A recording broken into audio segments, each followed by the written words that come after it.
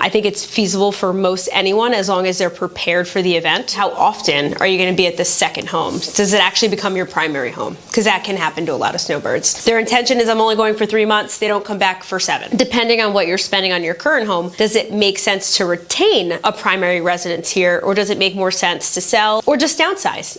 Maybe you no longer need that 2,000 square foot house if you're only going to be spending half the year in it. Maybe you get a condo. Maybe you get something a little bit more manageable. How much do you want to spend so you know how much you want to save? Typically, you're looking at 20 to 25% down for a vacation home. It's a second home. So is there a way for you to offset your expense when you're not using the property? Airbnbs are big now. VRBOs are big now. But I think it's feasible for almost anyone as long as they're financially prepared for the investment. There's a ton of great options out there. Literally anything south of, say, Virginia, you're going to be doing all right. The winters are going to be a little bit warmer. Depending on what your lifestyle is or what your expectation is, I've had a lot of clients go to Arizona, New Mexico, Texas, obviously Florida. It's a staple for Rhode Islanders. It's really not as huge of a task as you may think. Some things that I always tell my clients to look into, look at the tax situations for each state. Each state is different. Some states are going to tax retirement. Some states aren't. Property taxes, what are they going to hit you for just to have that property? Take that stuff into consideration because you may be able to structure a deal where you can now change your primary residence from Rhode Island to, let's say, Florida,